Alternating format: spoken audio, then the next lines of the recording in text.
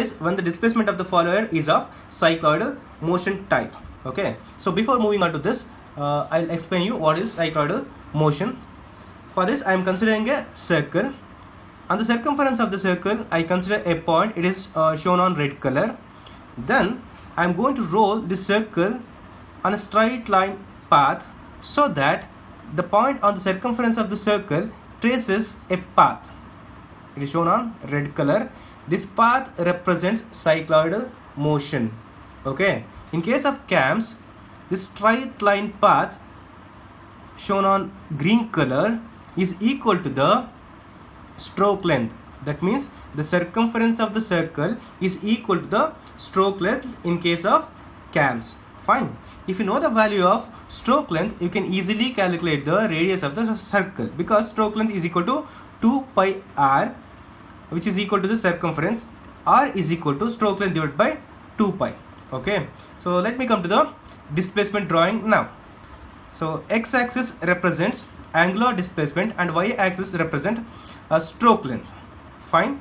And this angular displacement, that is angle of rise, is divided into 6 equal parts. So depending upon your requirement, here I divide into 6 equal parts. Then I draw vertical lines 1 dash, 2 dash, 3 dash, 4 dash, 5 dash and 6 dash. 6 dash is not shown here. It represented as C. Next, after dividing this into 6 equal parts, I am going to draw vertical lines. Okay. Next, by taking capital A as the center of rotation, I am going to draw a circle which is having a radius is equal to the is depending upon the stroke length, right? Because the stroke length is equal to circumference. So stroke length is equal to 2 pi r, r is equal to stroke length divided by 2 pi, so that I will get the radius of the circle. After getting the radius of the circle, I am going to draw a diagonal, that is from capital A to capital B, like this. Okay. Then I am going to divide this circle into 6 equal parts, because I divided this angle of rise into 6 equal parts. That's why I am going to divide this circle into 6 equal parts only. That is by drawing cross lines. They are equal to 45 degrees, so that I am going to get point 1, next 2, 3, 4, 5, 6 on the circumference. And also don't consider point on the vertical diagonal. Okay, don't name it. You consider only on the ends of horizontal diagonal, so that you are going to divide the circle into 6 equal parts. After dividing this, you need to draw parallel lines. You need to draw parallel lines to the AB. I'll tell you how it is. Before that, draw horizontal line from point 1 to vertical diagonal. Likewise, from point 2 to vertical diagonal, so that you will get point A dash. So likewise, 3 to capital A, 6 to capital A.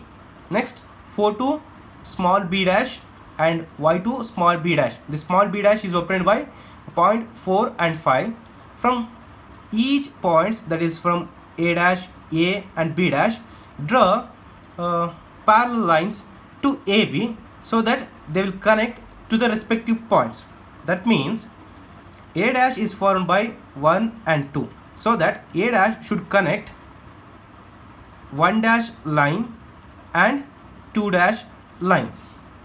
And also this line should be parallel to capital AB. Okay. And after connecting to 1 dash, 2 dash, name this line as A dash small b. Okay.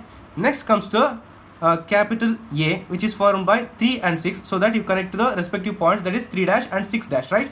So from A, connect up to 3 dash as well as 6 dash.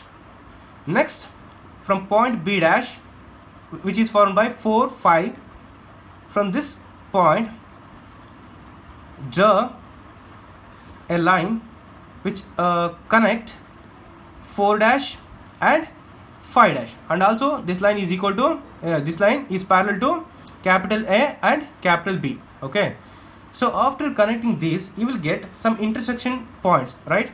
So that is at A and On 1 dash line it is small a, and 2 dash line it is small b, 3 dash small c, 4 dash small d, 5 dash small e. So likewise, if you connect these intersection points, so that you will get a smooth curve that represents cycloidal motion.